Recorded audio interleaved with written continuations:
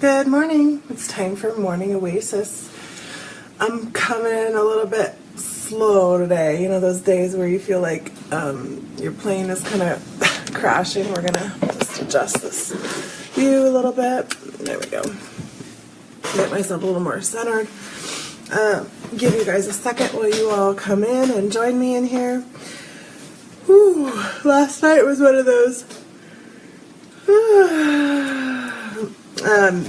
I have, sometimes we get these cues where there's people that we know that are supposed to all come together and meet, and it's like there's a driving force that ensures that it's going to happen. Last night was one of those nights. I had a beautiful dinner and brought together two people that I knew needed to come together that were very energetically connected. They both have been, I would say, learner teachers with me, and teacher learners also, always enlightening me as we go, and their stories are often mimicking each other, very closely joined. Good morning, Andrea. So yeah, last night they both came over, and as well as another person that is definitely ready to be interacting in this connection. And so it was just a really powerful night. And when we have those kind of nights where it's like the energy is really high, excuse me, and there's a lot of information. Yeah, Jesse, I'm definitely, I kind of have this like energetic hangover today. It's interesting. I don't get them very often. I definitely have it today. It hit hard, it hit hard. There was a lot of growth, a lot of release. There are people who would accept no less than for me to stand in my full power and myself. And doing so is something I'm not always entirely used to doing. So last night after they all left and I went to bed, I felt like I slept like the dead. But I actually, I did. I had really deep sleep, and I only woke up twice. Oh, thank you, Jesse. Good morning, Shauna. But I woke up this morning with this massive throbbing headache, and my body just feels really heavy, and I'm just kind of I feel kind of crusty. It's funny. I don't partake in any of those substances like alcohol or marijuana or tobacco anymore, so I don't often get this feeling or this sensation, but man, I feel it today. So, okay, card pulls this morning. We have Gurdeep down for this morning. And I know he's not quite on yet, and so we've got 2 more slots if anybody else would like to join, would like a card pull for today. Oh, well, I have a plan, actually. It's funny, and really it's honestly, again, thanks to Jesse. So, Jesse, I don't know what's going to happen when we meet, but I'm thinking that the next day we're going to need to plan on having some energetic hangovers. Yes, Maria, that sounds perfect. Okay, so, and 1 more slot, if anyone, thank you, Shauna. The funny thing is, and the leaf blowers are starting. Oh, that's perfect. Okay, so the funny thing is that I'm already feeling you guys sending me support and energy, so I'm already starting to feel myself pick up. Thank you. That's awesome. So this is why we come together in this group every day, because I want you guys, one, to see, first of all, that even if you're doing consciousness expansion work, you're doing healing work, it doesn't mean your life's going to be perfect. It doesn't mean you're suddenly going to be happy and joyous. It doesn't mean that everything is just going to be wonderful and all in the light. Life is a balance. So you get up in the high light, you're going to also have some time in that low dark. And that's just the way it goes.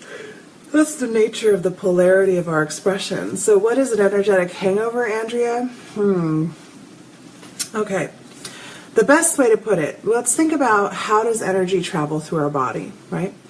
When energy first comes to us, it enters into our perceptions first. We feel it with our energetic field. And our energetic field then begins to be broken up into experiential information. So if anything in relationship to safety, housing, the physicality is going to go into those lower chakras. And it's going to be turned into this red kind of light. It's like that's the signal. Just like when we send communication through wireless communication, it's broken up into signals, and those signals then get interpreted. Well, our chakras are what interpret these various energy signatures.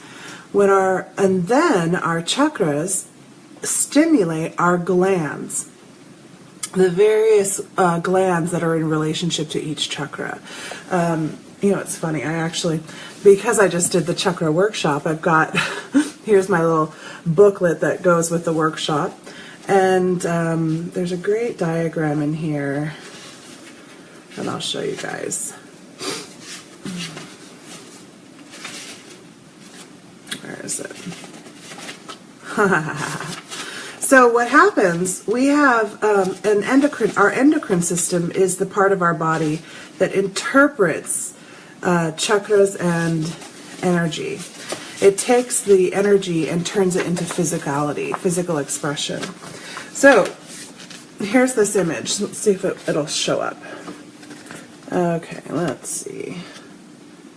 All right, so look at this image and begin to see how each of the chakras has some sort of gland related to it in our endocrine system. So our endocrine system, we've got our base chakra, which, let's see. There we go. Our base chakra, which is our testes and ovaries, produce those kind of hormones that are related to those things. Our sacral is our also for women is their ovaries as well, but there's the pancreas and the gallbladder. And then we've got our spleen and our liver and the pancreas also in the solar plex. We have the adrenal glands for the solar plex. And you move up, the heart chakra has the thymus, the thyroid, and the thalamus. The throat chakra has the thyroid, the third eye is the pituitary, and the crown is the pineal gland.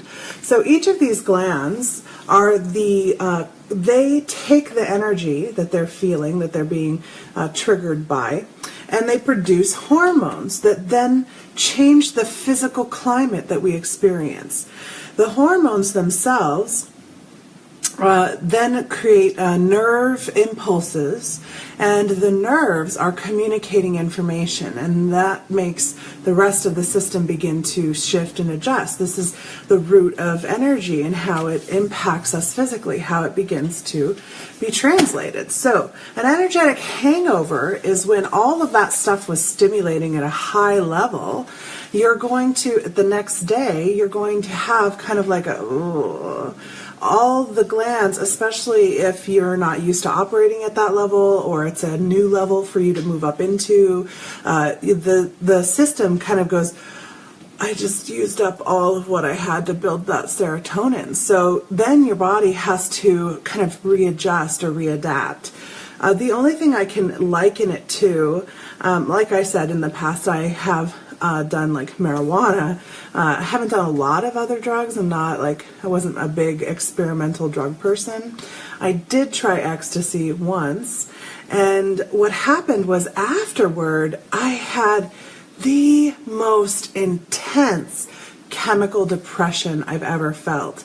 Because what that drug does is it causes your serotonin to be released at full bore. So you have this euphoric sense that you could never reach without that. Same thing happens with methamphetamines.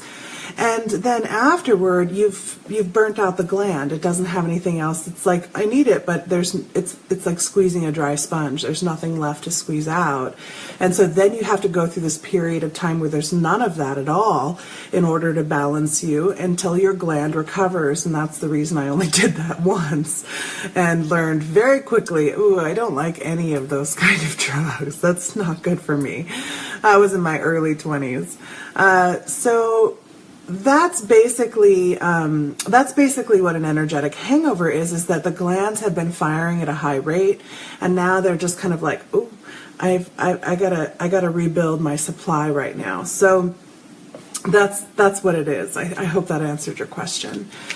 When a 5D state is achieved, won't that create an entirely new type of biochemical system responsible for the physical manifestation of the emotional state? Now, Jesse, I think we're in that process right now. Let me just feel that. Yeah. So it's happening already, and that's another reason sometimes, even if we don't have an easy understanding of what's causing it, like I know that yesterday, the three of us especially, we were like,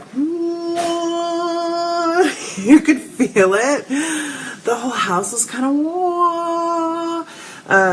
there was pressure changes in the house at points. You could hear the house creaking. There was all sorts of stuff going on. And at several points, I was in go mode, right? So I'm hosting a dinner party. I'm making the food. I'm making sure everyone has what they want.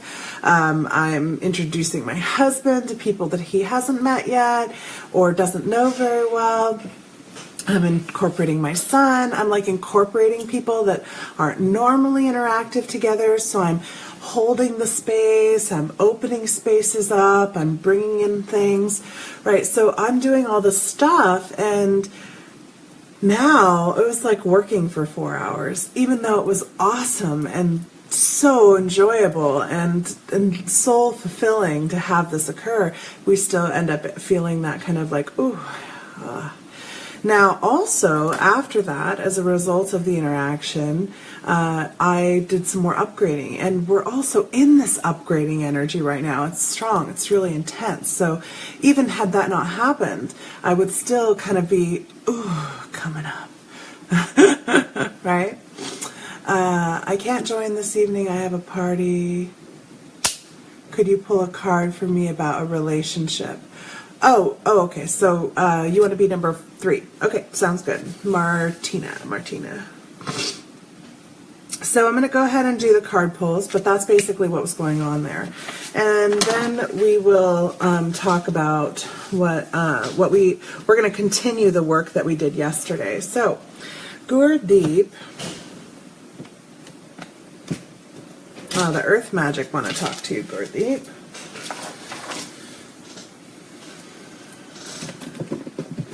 There's a lot of stones there.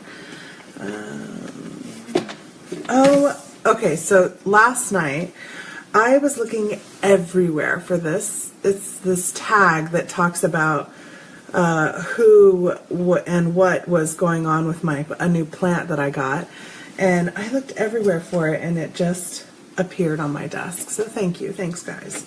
Would have been nice to have been able to have found that last night instead of now. Yeah, anyway, so as far as the 5D goes, that's another part of the fatigue, Jesse, is that transition. So as we are, just like if we work out and we haven't worked out in a really long time, we're super sore until the muscles are like, oh yeah, that's right, that's what we're doing. It's the same concept. Martina walks in the wisdom of wild stallions, i.e. be excellent to each other and party on, dude. That was a great movie. Okay, so Gurdeep, you got lightning. Lightning and power.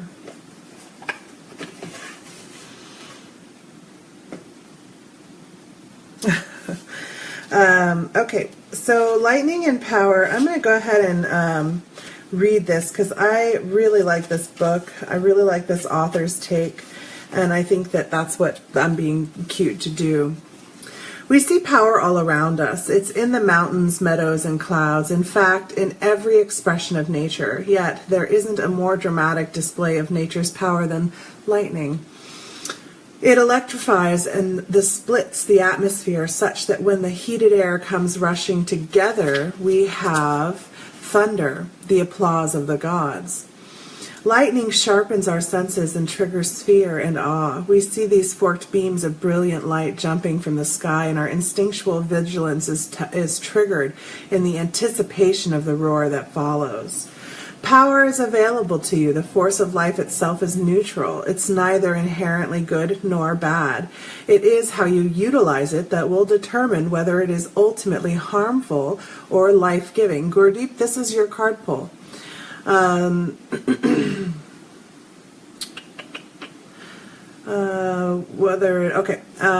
Whether it is ultimately harmful or life-giving and congruent with the will of spirit that pulses through you.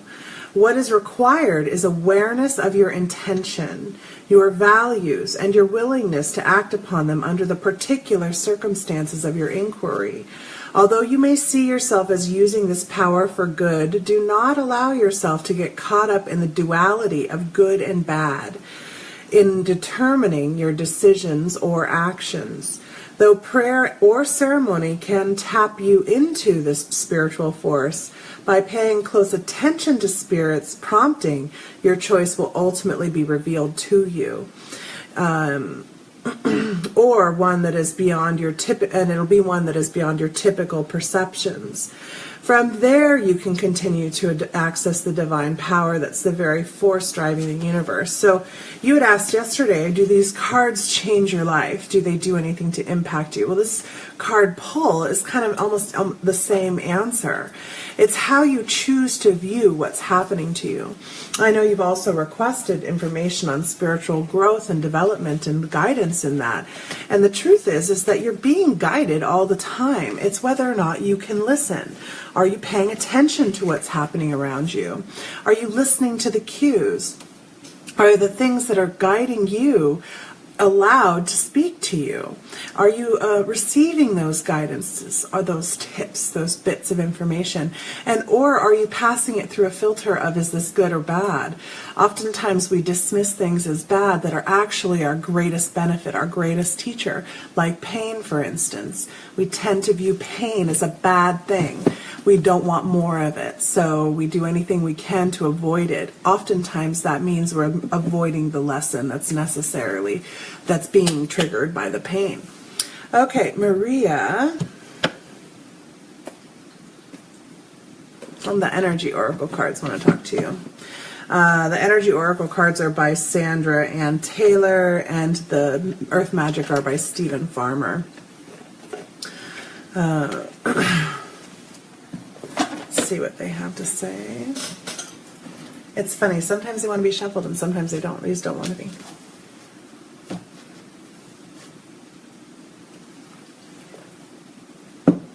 Oh, Maria's about to have a workshop coming up, so this one's kind of pertinent. I'm going to read this.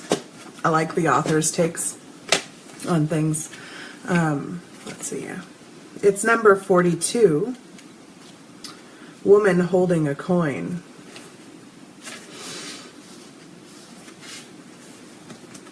All right, here we go. So, when the card comes upright in a woman's reading, it may refer to her directly and to a successful endeavor regarding her own finances or health. This card could also signal a woman of support or assistance regarding these issues.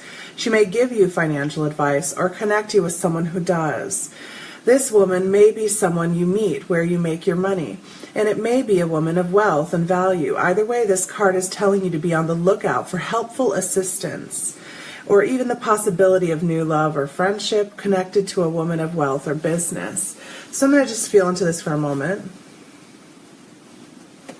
So this, I don't think, is someone else. I think this is you coming into that space of really understanding your money, understanding how to draw, how to attract, and to not view it necessarily as something you must acquire, but as an effortless and abundance that is already there for you.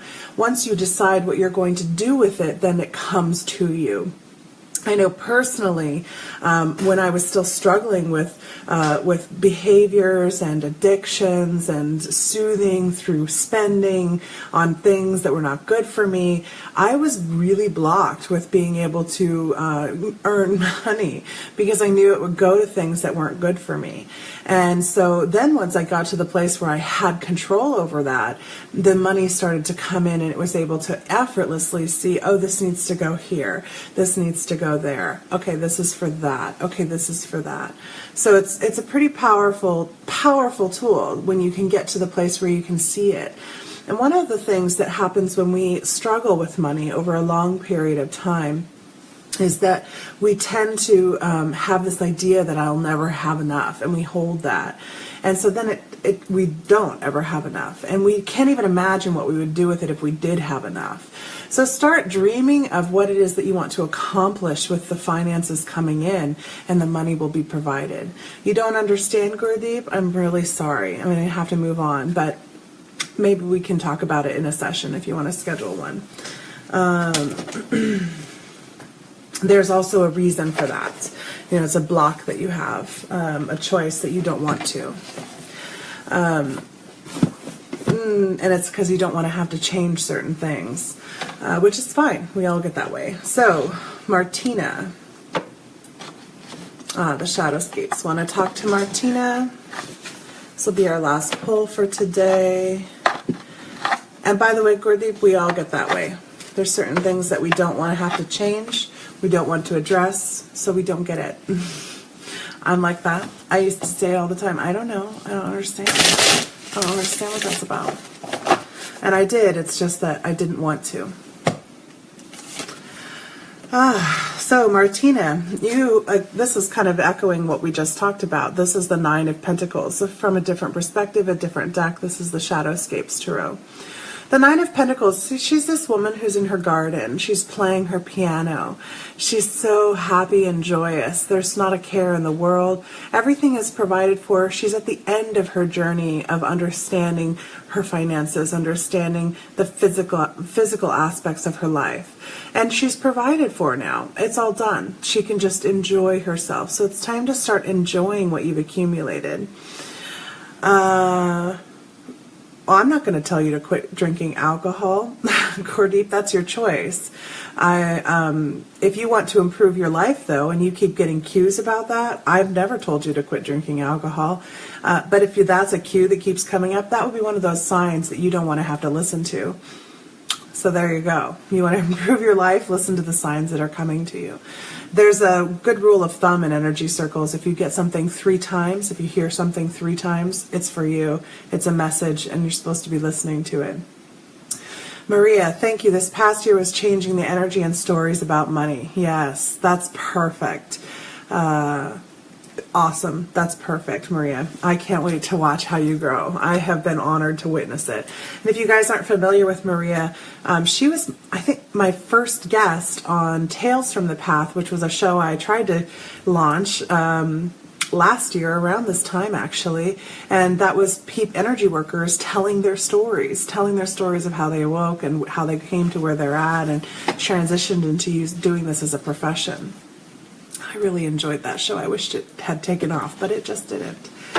So I thought we would continue this fractured states and inner child work that we started yesterday, because it's big work. It's not just something small. It's not just something insignificant. This is the main work that we're talking about when we talk about self-work. So I wanted to talk a little bit more about what fractured states are. Now, there's a lot of confusion around it because of the mental health approach to these things. The mental health approach is that it's a dissociative disorder or their personality disorders. and they need to be treated, and they do need to be noticed and supported and seen. I'm not saying in any way that a person who struggles with personality disorders should not be in treatment or seeking mental health care. That is a critical component. I myself spent over a decade in mental health care. It was really beneficial for me to be able to process the traumas that I experienced, to be able to reparent myself, heal myself of the struggle that I had. My amazing counselor essentially reparented me over almost 10 plus years. And helped me become who I believe myself to be. Now, during that process, I discovered that I had many fractured states. There were many little girls inside of me, and they were all driving my behaviors in ways that I didn't enjoy, that I didn't feel empowered in. I often had no idea how I'd respond in a particular situation. I didn't know how I was going to feel. I had no control over my reaction or my feelings. I felt driven by my emotions, especially when I started to open up and unlock the pain part. So, and anger. Anger was a hard one for me. There wasn't a lot of anger in my home. There was abuse and trauma, but it wasn't as much anger. My brother was angry and violent towards me. He was very physically violent towards me. But mostly what was going on in my home was just an abandonment, an apathy, a lack of interest from my mother.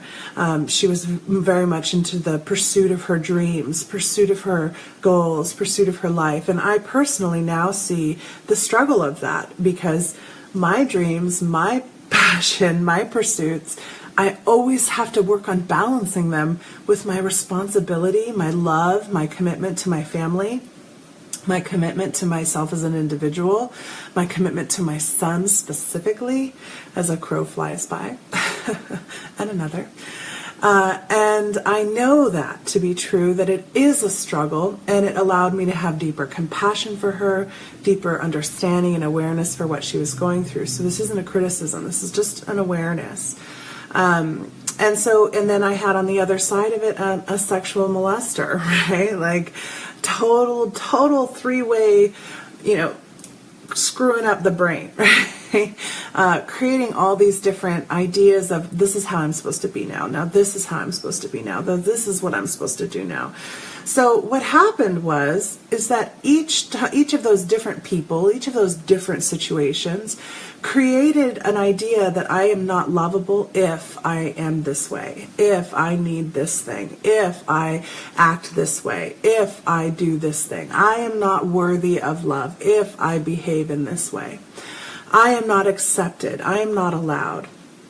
We also moved a lot, so for my whole childhood, we moved, honestly, Jesse, it's actually not hard at all. I did a lot of work with domestic abuse and domestic violence work, and I've done a lot of work with people on recovering from this stuff. So telling this story is not a problem for me. I hold no guilt, no shame, no embarrassment, no humiliation around my history. I view it as what created me, what made me strong, what made me compassionate, what made me aware, what made me humble.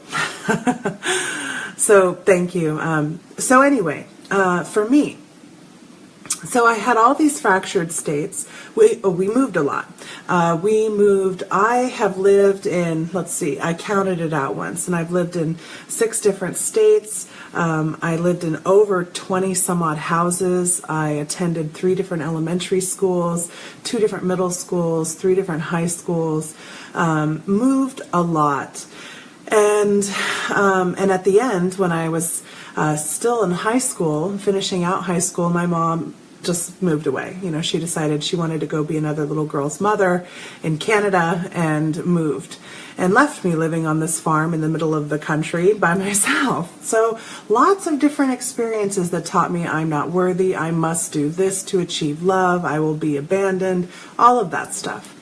Now, those little girls were operating, they were the ones driving the bus. They were the ones making choices and decisions for me, drawing people to me that were really dysfunctional. And they would, those people would continue to prove, see, I'm not worthy. See, I'm not valuable. See, I'm not acceptable. See, I'm not loved. See, I'm not of value, right? And that's what those childlike persona states do. That's why we end up having these patterns with people in our lives that treat us in these ways. And they always will echo back to childhood. It's not because we're trying to blame the parents. Remember, as a soul, we created our soul path. We created our whole life path for ourselves as a great scavenger hunt that would lead us down a road, no matter how windy, that would take us into our full power, our full selves, so that we would be able to do the work we came here to do. My path taught me how to be who you see right now, who you experience. And had I not endured every aspect of that path, I would not be here now. I would not be capable of speaking these truths, my truths at least. I would not be capable of doing this in such a way. I would be hiding, I would be feeling shame, I would be feeling guilt about myself or what I had done or my choices. There's no choice that I wouldn't discuss about with you guys, because that is transparency. That is what allows you to learn from me. That is the work I came here to do. Not to tell you how to live, but to show you how I live. To show you how I have come here. And that's the whole point of Morning Oasis, is to do this on a daily basis. Okay, so yesterday we stirred up some kids. So today we're going to talk more about them so we can see them more clearly and continue to understand them more deeply. So I went through therapy. I did the work. I got to a space where I did not feel the victim of myself as much anymore. I wasn't out of control with my behavior. I was beginning to change the relationships I was choosing to invest in, the friendships I was choosing to invest in, the way I interacted in my relationship with my husband. However, I could not get to the point where I truly felt integrated, where I felt like all these little fractured states were integrated in one being. And I kind of was like, well, who is Jessie really? Right?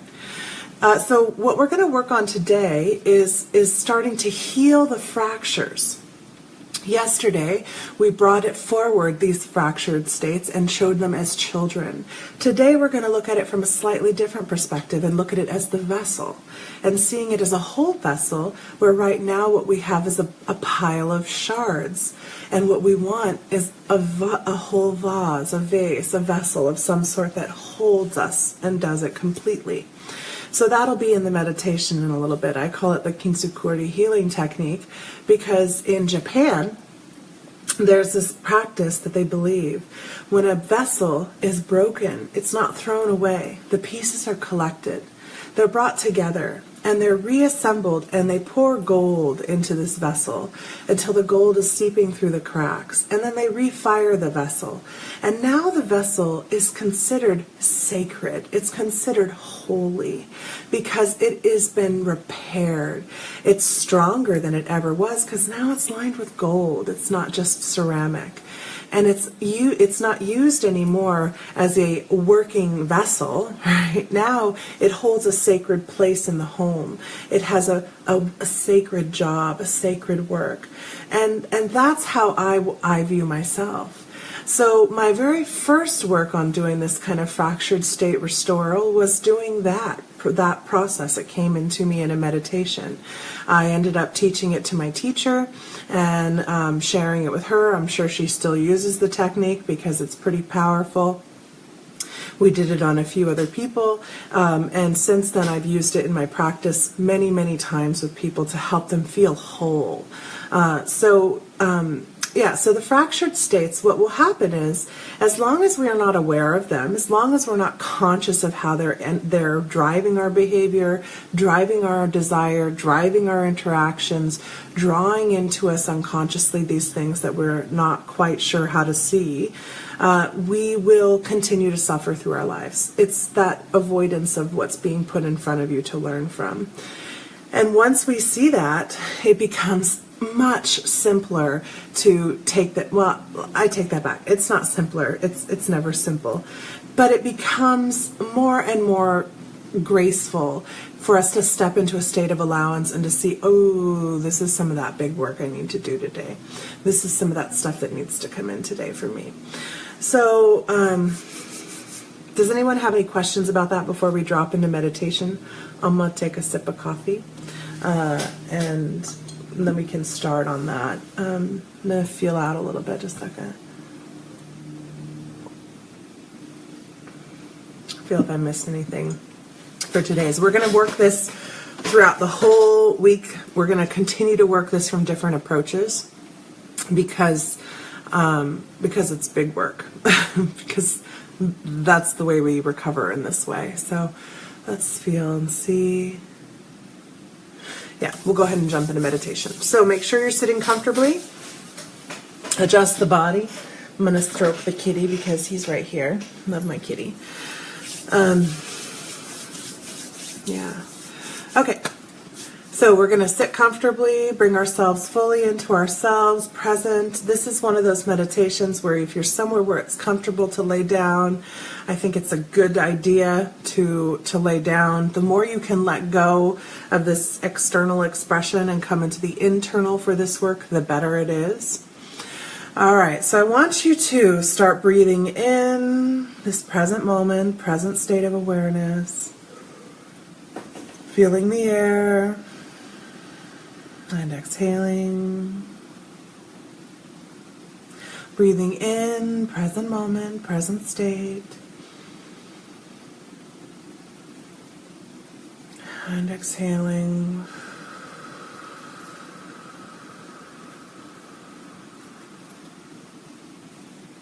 Breathing in. Feeling that breath growing longer and deeper as you're creating that circle of breath growing bigger each time. Our breathing drives our heart.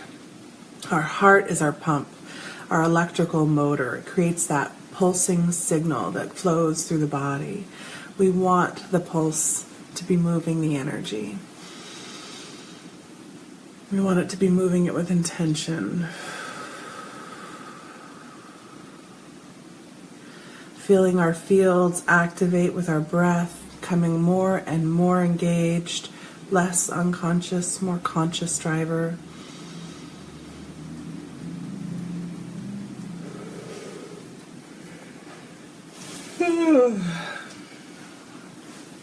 And by the way, my apophyllite cluster is supporting us today with this work. It's very powerful. Came in last week for me.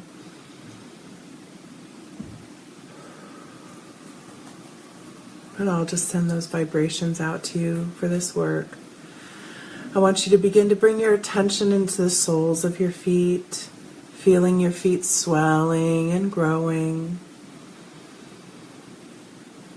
Feeling your roots growing deeper and wider. Today we're just going to be grounding into Gaia because this is our earthly work. This is our work of our physicality.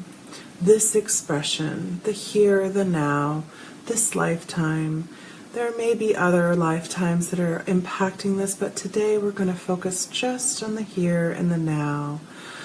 Growing those roots deeper and wider.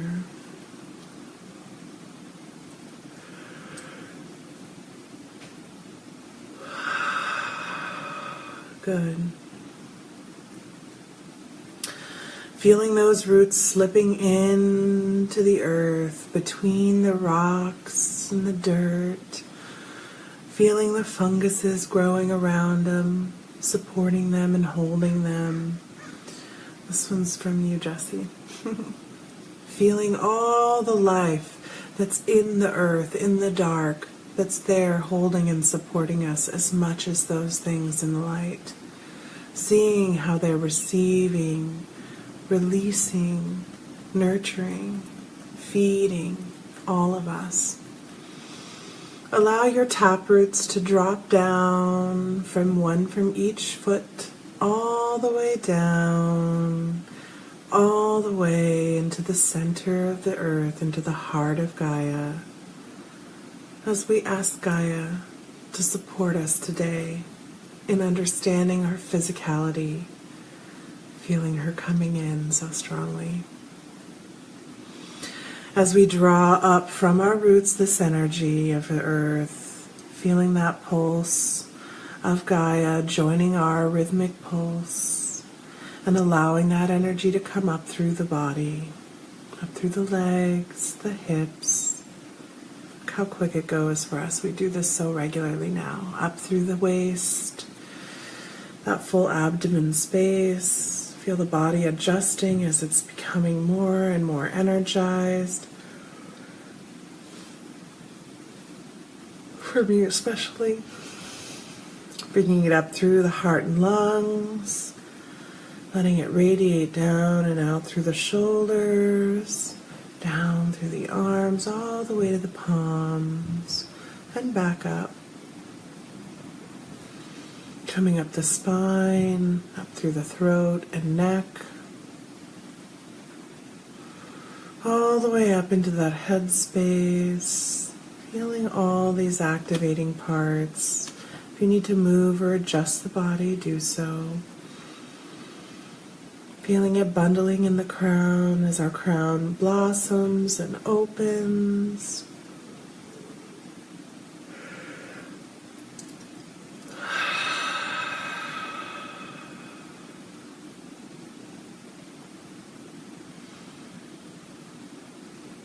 Finding that connection into Source, effortlessly and gracefully following ourselves through our highest consciousness, just like following a thread all the way back to where we individuated from Source, and continuing into that great ball of yarn,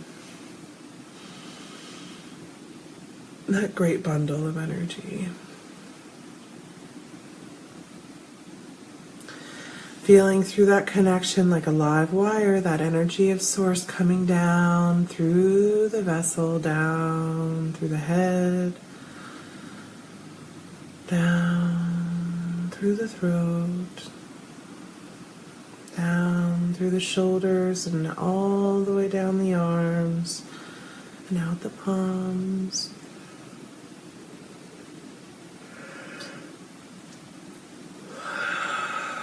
Looping back up,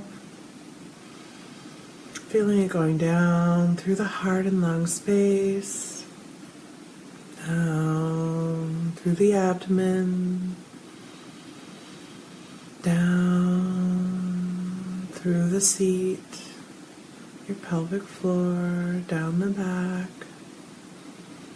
all the way down the feet, through the legs down to the feet, and sending that Source energy down into Gaia, supporting Gaia in her transition, her healing, her growth and development as she supports and holds us.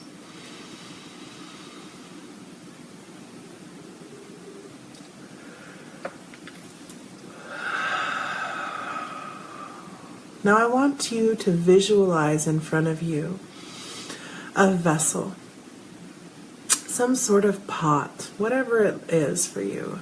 If it's a chalice, a vase, a bowl, a container, just visualize what is your vessel in this life. What is your pot?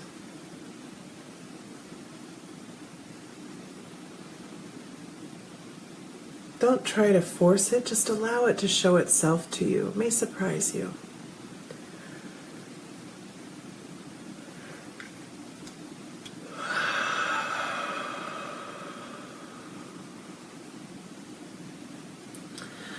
Now I want you in this moment, knowing that you are safe and whole in this space, to call in those people who broke your vessel. Call them forward and give them the weapons, the tools with which they broke it. Whatever they are. Just like we give a child a stick to break the piñata, give them the tools to break your vessel. knowing that even though for the vessel this is painful, this is part of the journey. This is part of what revealed to you the inside. And we're allowing them to do this in gratitude, recognizing they're creating our paths for us, that this is their contract fulfillment with us. We asked for it. This is really hard for those of us who've endured deep trauma and pain. So if you want to skip and leave, I understand, and I'll feel no judgment.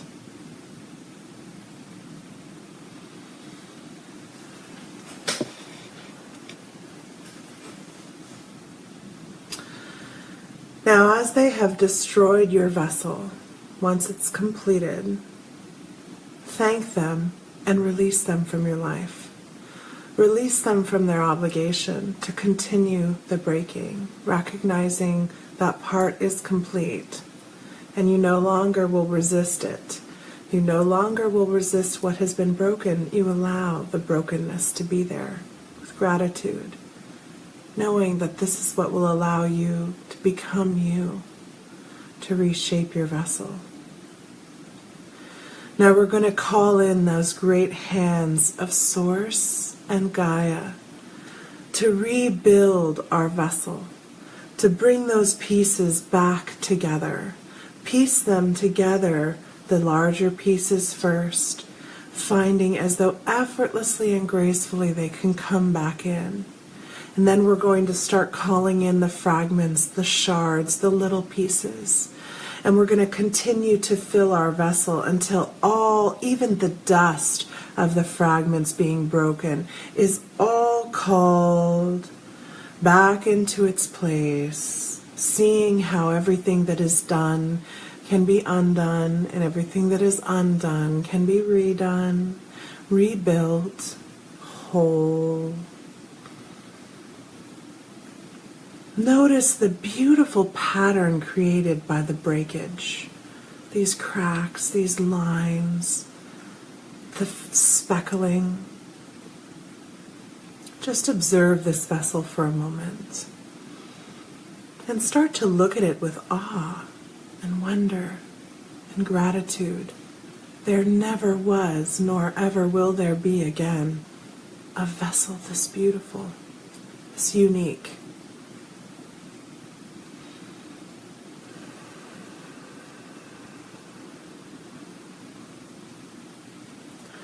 Now I want you to imagine that great hand of Source and that nurturing hand of Mother Gaia coming in with a great big ladle of gold, liquid gold, and pouring that gold into your vessel until it's completely full and the gold is seeping out of the cracks, sticking to all those dust fragments, drawing the space together, this vessel together even more strongly.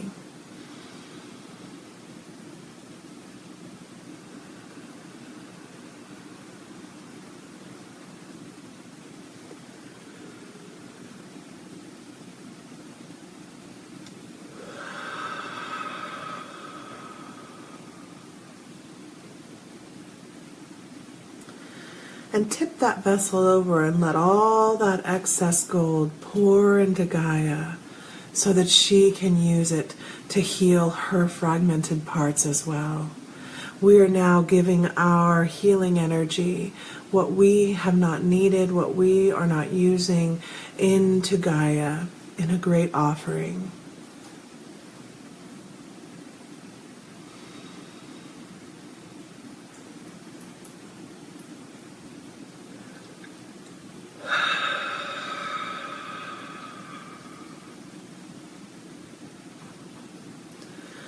Now I want you to visualize your life as this great kiln. The pain that you've experienced, the suffering, the abuse, the hardship, the loss, the lack, all of those elements, the anger, the frustration, the rejection, all of those things that felt like they were burning you, We're going to put them into this great big kiln as we place our vessel inside. We want the vessel to be heated. We need the burning in order for the transmutation to occur. So we're going to blow and fan those fumes, fan those flames with all the pain we've endured, all the suffering, and like a great big bellow, blowing and building that fire until it's good and hot inside of this kiln. As we forge our new vessel, our sacred vessel that we have earned. Forge that vessel.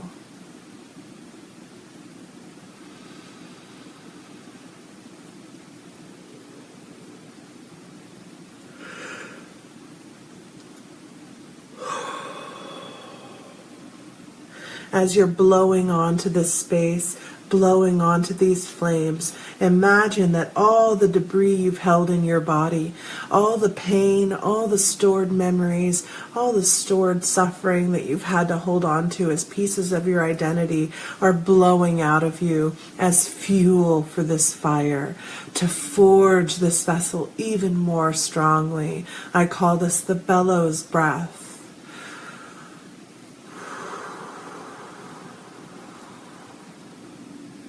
And keep blowing until you have nothing left to blow.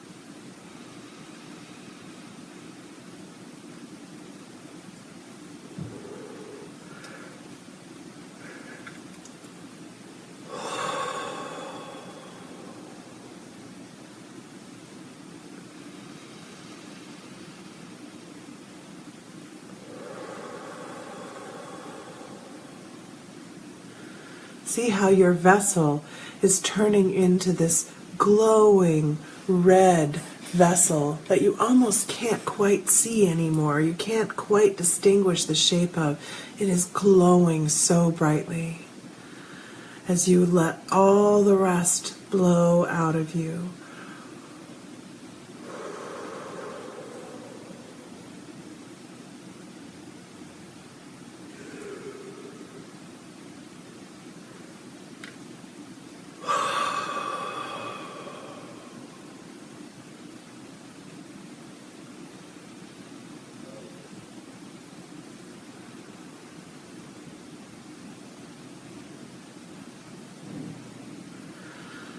And now we're going to take these great big tongs. Just like when we are doing metalworking, we must temper the steel, temper the metal. We're going to reach into that kiln and pull out our glowing vessel. We'll set it down, and we're going to call in Mother Gaia's great waters to flow into and over the vessel, allowing it to instantly cool and temper and become hardened and extremely strong, so much stronger than you ever imagined. You never, ever again will have to fear your vessel breaking. It is forged and tempered and so strong.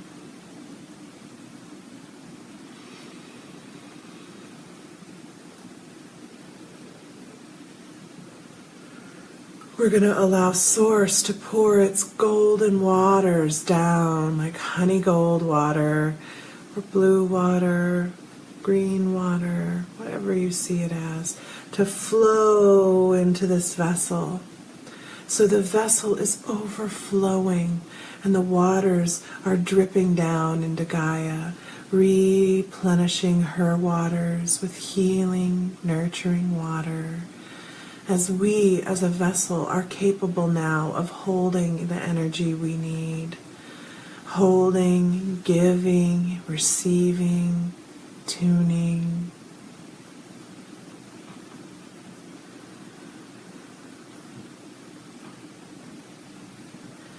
And take this sacred vessel that is you and bring it into the heart so that your heart can feel full again, can feel strong, held, supported.